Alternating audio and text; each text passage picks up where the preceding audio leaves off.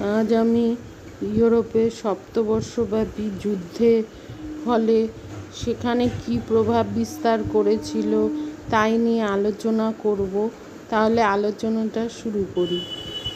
সপ্তবর্ষব্যাপী যুদ্ধের প্রভাব। সপ্তবর্ষব্যাপী যুদ্ধে ইউরোপের প্রধান প্রধান শক্তিগুলোর প্রায় সবাই অংশ নিয়েছিল।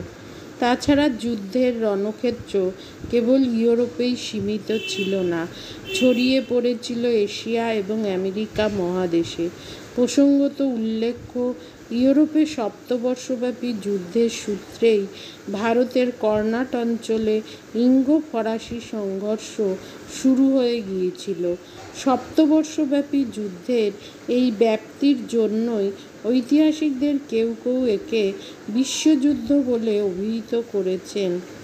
যাই হোক, সপ্তবর্ষব্যাপী যুদ্ধের পরিসমাপ্তি ঘটেছিল দুটি শান্তি চুক্তির মাধ্যমে, যেমন ইংল্যান্ড এবং ফ্রান্সের মধ্যে স্বাক্ষরিত প্যারিসের চুক্তি 1763 খ্রিস্টাব্দ এবং প্রাশিয়া ও অস্ট্রিয়ার মধ্যে হুবার্টসবার্গের চুক্তি 1763 খ্রিস্টাব্দ।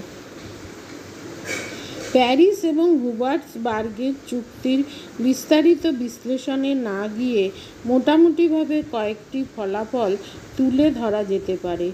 প্রথমত, দীর্ঘদিন ধরে ইংল্যান্ড এবং ফ্রান্সের মধ্যে ঔপনিবেশিক ও বাণিজ্যিক প্রতিদ্বন্দ্বিতার অবসান ঘটেছিল প্যারিসের চুক্তিতে।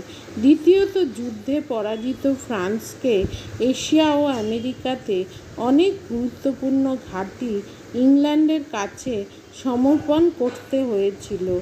তাছাড়া ফ্রান্সের নৌশক্তিকে ইংল্যান্ড ভেঙে চুরমার করে দিয়েছিল। তৃতীয়ত, হুবার্টসবার্গের সন্ধিতে 1763 খ্রিস্টাব্দে পরিসমাপ্তি ঘটেছিল অস্ট্রিয়া প্রাশিয়ার প্রতিদ্বন্দ্বিতা।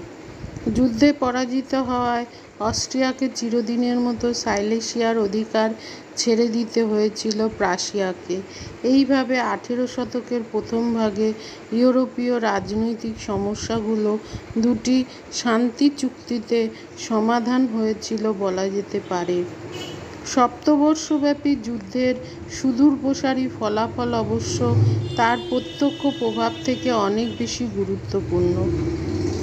কারণ যুদ্ধ পরিসমাপ্তিতে ইউরোপীয় রাজনীতিতে যে পরিবর্তন এসেছিল তার প্রভাব অনেক দিন পর্যন্ত মুছে যায়নি। তাছাড়া যুদ্ধের ক্ষয়ক্ষতি পরবর্তীকালে ইউরোপীয় দেশগুলোর অভ্যন্তরীণ অর্থনীতিকে দারুণভাবে প্রভাবিত করেছিল। প্রথমত, বাইরে থেকে দেখতে গেলে সপ্তবর্ষব্যাপী যুদ্ধে বিজয়ী ইংল্যান্ডের লাভের পাল্লাটাই ভারী ছিল বেশি। কিন্তু যুদ্ধে ক্ষয়ক্ষতির দরুন ইংল্যান্ড আর্থিক দিক দিয়ে দুর্বল হয়ে পড়েছিল। এই দুর্বলতা কাটিয়ে উঠতে ইংল্যান্ড আমেরিকায় তাদের 13টি উপনিবেশের ওপর যে নতুন করের বোঝা চাপিয়েছিল তা উপনিবেশবাসীর মধ্যে অসন্তোষ সৃষ্টি করেছিল। উপনিবেশবাসীদের অর্থনৈতিক অসন্তোষ আমেরিকার স্বাধীনতা যুদ্ধের একমাত্র কারণ না হলেও ইংল্যান্ড কর্তৃক চাপানো করের বোঝা উপনিবেশবাসীদের যুদ্ধের পথে পা বাড়াতে যে উৎসাহিত করেছিল তাতে কোনোই সন্দেহ নেই। দ্বিতীয়ত, কেমব্রিজ ঐতিহাসিকরা সপ্তবর্ষব্যাপী যুদ্ধের প্রভাব সম্পর্কে মন্তব্য করেছেন যে এই যুদ্ধে ইউরোপের ভৌগোলিক মানচিত্রের তেমন পরিবর্তন না ঘটলেও ইউরোপীয় শক্তিসমূহের রাজনীতিতে পালাবদল ঘটেছিল। উদাহরণ হিসেবে বলা যেতে পারে যে বিজয়ী প্রাশিয়া ইউরোপের অন্যতম প্রধান শক্তি হিসাবে আত্মপ্রকাশ করলেও যুদ্ধ পরবর্তী কালে ইউরোপীয় রাজনীতিতে সে নিঃসঙ্গ হয়ে পড়েছিল। ইংল্যান্ড প্রাশিয়া বন্ধুত্বে চির ধরে গিয়েছিল, তাই এই মিত্রহীন অবস্থা কাটিয়ে উঠতে প্রাশিয়াকে রাশিয়ার দিকে ঝুঁকতে হয়েছিল। তৃতীয়ত, ডেভিড অগ সপ্তবর্ষব্যাপী যুদ্ধে প্রাশিয়ার জয়লাভকে জার্মান জাতীয়তাবাদের অঙ্কুরোদ্গম সময় বলেও চিহ্নিত করেছেন। নবজাগ্রত এই জার্মান জাতীয়তাবাদের অন্যতম উদ্গাতা ছিলেন ঔপন্যাসিক লেসিং। লেসিং বিরচিত মিন্ন ফন বার্নহেলম ছিল সপ্তবর্ষব্যাপী যুদ্ধের একমাত্র সাহিত্য কীর্তি। চতুর্থ সপ্তবর্ষব্যাপী যুদ্ধে পরাজয় সত্ত্বেও লোকসংখ্যা এবং সামরিক উপকরণে তখনও ফ্রান্স ছিল ইউরোপের শ্রেষ্ঠ দেশ।